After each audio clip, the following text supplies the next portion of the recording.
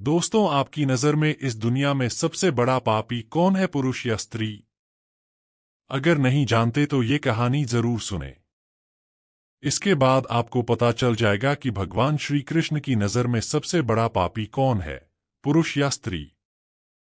दोस्तों, एक जंगल में एक तोता और एक मैना प्रेमपूर्वक साथ रहते थे। उनके बीच बहुत प्यार था। एक दिन किसी विवाद के कारण तोते और मैना में लड़ाई हो गई। तोते ने कहा कि इस संसार में सबसे बड़ी पापी और विश्वासघाती स्त्री ही है। मैना ने उत्तर दिया, इस बात को ध्यान में रखते हुए कि इस संसार में मनुष्य सबसे पापी और विश्वासघाती हैं, वे दोनों आपस में लड़ते रहते थे और अपने विवाद को सुलझाने के लिए वे भगवान श्री कृष्ण के पास गए और उन्हें अपनी बात बताई।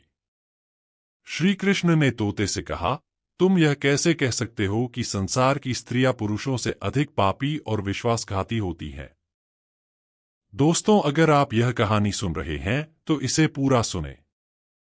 इस कथा को आधा अधूरा छोड़ने की गलती न करें, क्योंकि इस पवित्र कथा को पूरा सुनने से आपको वांछित फल की प्राप्ति होगी और आपको बहुत लाभ होगा। तुम्हें बहुत बड़ा ज्ञान मिलेगा, इसलिए इस कथा को पूरा सुनो। यदि आप कृष्ण के भक्त हैं तो कान्हा का अपमान न करें। तब तोते ने भगवान श्री कृष्ण से कहा, हे प्रभु, मैं आपको एक कहानी सुनाना चाहता हूं, जिससे हम सभी को यह सिद्ध हो जाएगा कि महिलाएं पुरुषों की तुलना में अधिक पापी और बेवफा होती हैं। तब भगवान श्री कृष्ण ने कहा, ठीक है, तुम कथा सुनाओ। तोता कथा शुरू करने ही वाला था कि तभी माता रुक्मिणी आ गईं और बोलीं, प्रभु, मैं भी यह कथा सुनना चाहती हूँ, मैं भी सुनना चाहती हूँ। तब श्री कृष्ण कहते हैं, ठीक है, बैठिए, आप भी सुने। फिर तोता भगवान श्री कृष्ण और माता रुक्मिणी के सामने कहानी सुनाना शुरू कर देता है।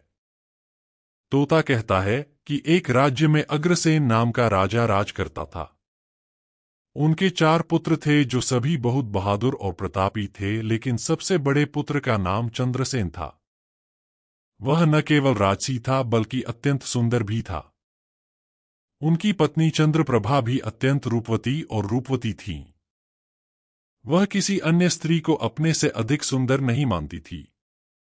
एक दिन राजा अग्रसेन ने अपने पुत्र चंद्रसेन की किसी बात से क्रोधित होकर उसे राज्य से निष्कासित करने का आदेश दे दिया। राजा का यह आदेश सुनकर सभी चिंतित हो गए।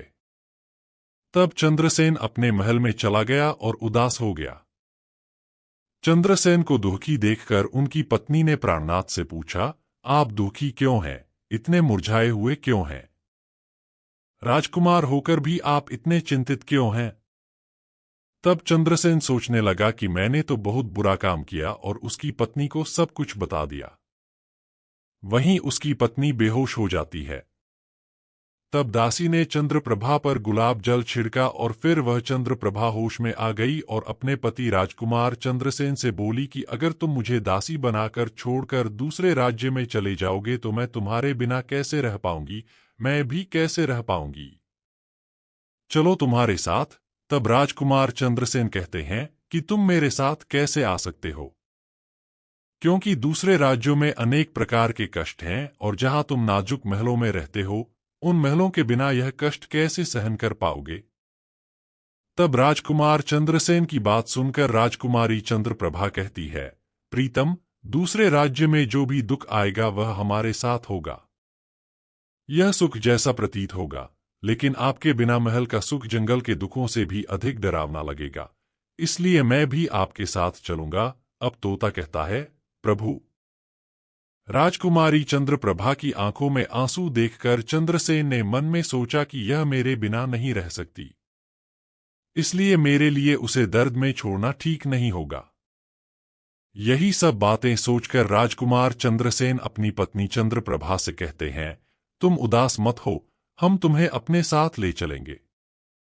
इससे चंद्रप्रभा खुश हो जाती है और अपने पति के साथ जाने के लिए तैयार हो जाती है। अगली सुबह वे राज्य छोड़कर एक जंगल में पहुंच गए। चलते चलते वे थक जाते हैं और फिर एक बरगद के पेड़ के नीचे आराम करने का फैसला करते हैं। वे बहुत थके हुए थे और ठंडी हवा में तुरंत सो गए। लेकिन कुछ देर बाद वहां चंद्रप्रभा को सांप ने काट लिया तो तोते ने कहा, हे प्रभु आगे सुनो। सांप के डसते ही राजकुमारी तड़पने लगी और चंद्रसेन की आंखें खुल गईं। राजकुमारी को कष्ट में देखकर और सांप को जाते देखकर चंद्रसेन बेचैन हो गए। फिर कुछ समय बाद राजकुमारी की मृत्यु हो गई। मृत राजकुमारी को देखकर चंद्रसेन जोर जोर से रोने लगा। तब चंद्रसेन ने मन में सोचा कि अब जब मेरी जीवन संगिनी ही मर गई तो मैं जीवित रहकर क्या करूंगा। इसी मन से इसी वन में प्राण त्याग दूंगा। यह सोचकर वह चंद्रप्रभा के शव के पास से उठता है और जंगल से लकड़ियां इकट्ठा करने लगता है और रोते हुए कहता है कि वह भी चंद्रप्रभा की चिता में जलकर मर जाएगा। लेकिन उसी समय स्वर्ग से एक देवदूत आता है और चंद्रसेन को देखकर रोता है। इस पर उसे दया आ जाती है। वह राजकुमार चंद्रसेन के पास जाता है और पूछता है कि तुम क्यों रो रहे हो? हाँ, आखिर तुम्हें क्या दुख है? तब राजकुमार चंद्रसेन ने देवदूत से कहा,